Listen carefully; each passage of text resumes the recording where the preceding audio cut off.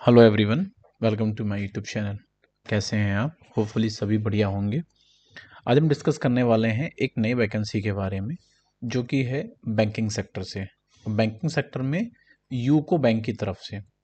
UCO banking ने अभी क्या किया है, लोकल लेवल पे कुछ वैकेंसी निकाली हुई है, जो कि रिक्रूटमेंट है फॉर लोकल बैंक ऑफिसर की पोस्ट के लिए। जो भी लोकल का होगा ये उन लोगों के लिए ही बेनिफिशियल रहेगी। और इसमें टोटल नंबर ऑफ जो वैकेंसी है वो 250 वैकेंसी है।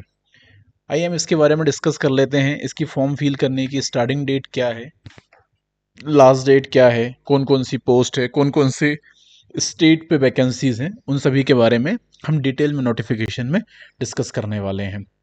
तो इसमें जो स्टार्टिंग डेट है फॉर्म फिल करने की वो है 16/1/2025।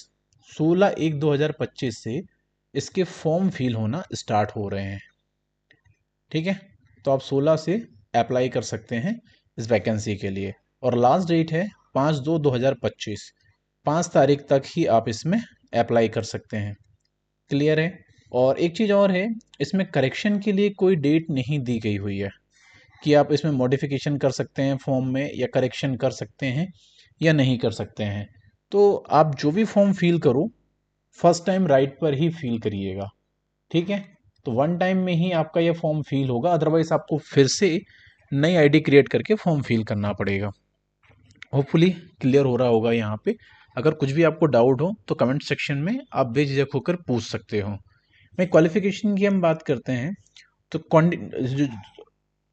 क्वालिफिकेशन के लिए candidate should possess degree in any discipline from a recognise university. तो जो भी है इससे रिलेवेंट डिग्री उनके पास में होना चाहिए, वही लोग इसके फॉर्म को क्या कर सकते हैं, फिल कर सकते हैं। एज लिमिट की हम बात कर लेते हैं। जो एज लिमिट है, मैक्सिमम एज लिमिट है 20 साल, और मैक्सिमम जो एज है वो 30 ईयर है। मिनिमम एज लिमिट है 20 ईयर है। इससे ज़्यादा अगर आपकी एज हो गई है, मान लो 31 ईयर या 32 ईयर आप एक्सीड कर गए हैं, तो आप क्या कर सकते हैं, एज रिलैक्सेशन का बेनिफिट उठा सकते हैं। एज रिलैक्सेशन का benefit as per government of India के रूल के हिसाब से ही आप उसका बेनिफिट ले सकते हैं, जो कि अलग अलग कैटेगरी वाइज अलग अलग है। ओबीसी के लिए 3 साल का, एससी के लिए 5 साल का, एसटी के लिए भी 5 साल का है। तो आप इस तरीके से जो गवर्नमेंट ऑफ इंडिया का एज रिलैक्सेशन का बेनिफिट है वो आप उठा सकते हो। वही हम बात कर लेते हैं एप्लीकेशन फ़ीस की। तो जो अनरिजर्व कैटेगरी के हैं, जनरल वाले हैं, या ओबीसी कैटेगरी के स्टूडेंट हैं, या फिर ईडब्ल्यूएस वाले हैं, उनके लिए जो एप्लीकेशन फ़ीस है वो है 850 rupees plus GST and portal charges, ये सब अलग से रहेंगे। क्लियर है? वहीं एस सी एस टी की हम बात करते हैं। एस सी एस टी या पी डब्ल्यू डी कैटेगरी या फिर फीमेल है, उन सभी के लिए जो एप्लीकेशन फ़ीस है वो रहेगी 175 rupees plus GST plus portal के चार्जेस रहेंगे। आप इसको ऑनलाइन मीडियम से किसी भी तरीके से आप पेमेंट कर सकते हो, by debit card, by credit card, या फिर नेट बैंकिंग, या फिर यूपीआई पेमेंट, किसी के थ्रू भी आप क्या कर सकते हो, ऑनलाइन पेमेंट कर सकते हो। अब हम डिस्कस कर लेते हैं वैकेंसी के बारे में, जो अलग अलग स्टेट पे हैं, जिसमें से ये टोटल 11 स्टेट में इसकी वैकेंसीज हैं।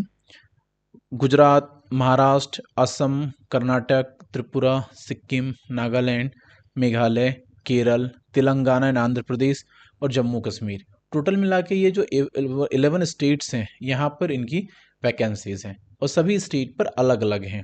जिसमें से सबसे ज़्यादा जो वैकेंसीज हैं वो है महाराष्ट्र रीजन पे, उसके बाद गुजरात पे, गुजरात के बाद कर्नाटक पे, कर्नाटक के बाद असम पे। बाकी सब में फिर कम कम वैकेंसी है। तो हम डिस्कस कर लेते हैं गुजरात में। गुजरात में नंबर ऑफ पोस्ट है 57। वहाँ पे आपको गुजराती ज़रूर आनी चाहिए।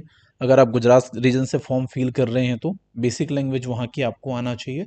जिसमें एससी के लिए 8 पोस्ट हैं, एसटी के लिए 4, ओबीसी के लिए 15, ईडब्ल्यूएस के लिए 5, अनरिजर्व कैटेगरी के लिए 25।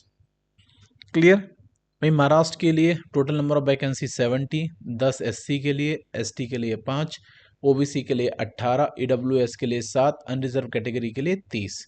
असम में हम असम की बात कर लेते हैं। वहाँ पे 30 वैकेंसी है, 4 एससी के लिए, 2 एसटी के लिए, 8 ओबीसी के लिए। 3 EWS के लिए और 13 अनरिजर्व कैटेगरी के लिए। लेकिन जहाँ जहाँ आप जो लोकल स्टेट से फॉर्म फिल करोगे ना, आप इस चीज़ का विशेष ध्यान रखिएगा कि वहाँ की लोकल लैंग्वेज आपको अच्छे से आनी चाहिए। अगर आप गुजरात से फॉर्म फिल कर रहे हो तो गुजराती में आपको एक्सपर्ट रहना है। महाराष्ट्र से आप फॉर्म फिल कर रहे हो तो आपको मराठी आना चाहिए। असम से फील कर रहे हो तो असम की लैंग्वेज आना चाहिए। अगर त्रिपुरा से फील कर रहे हो तो बंगाली आनी चाहिए।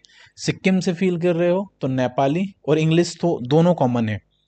और वहीं आप मेघालय से तो इंग्लिश प्लस खांसी जो वहाँ की लोकल लैंग्वेज है, ये आपको पता होनी चाहिए, तभी आप इस फॉर्म को क्या फील कर पाओगे। क्लियर है?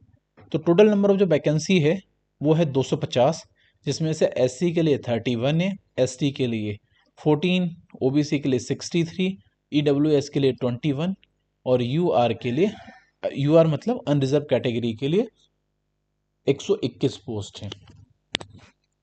क्लियर है? तो आप स्टेट वाइज ही इसको फॉर्म को फिल कर सकते हो। और अगर आपको यहाँ पे क्या है डिटेल नोटिफिकेशन अगर जानना हो तो आप क्या कर सकते हैं, www.ucobank.com की वेबसाइट पर विजिट कर सकते हो और वहाँ पर डिटेल नोटिफिकेशन की आप स्टडी कर सकते हो। बाकी जितना नोटिफिकेशन में था मोस्टली हमने यहाँ पूरी कवर करने की कोशिश की हुई है। और अगर आपको फॉर्म फिल करना है तो आप डायरेक्ट पाथ है http:/ibpsonline.ibps.in.uco दिसंबर 2024। आप यहाँ पे इस बात को डायरेक्टली टाइप करेंगे गूगल पे तो डायरेक्ट आप कैरियर वाले पेज पर चले जाएंगे। वहाँ पे आपको रजिस्ट्रेशन करना होगा। रजिस्ट्रेशन करने के बाद देन आप फॉर्म फिल कर सकते हैं। अगर आपको फॉर्म फिल करने में कोई दिक्कत आ रही है तो आप कमेंट सेक्शन में पूछ सकते हैं।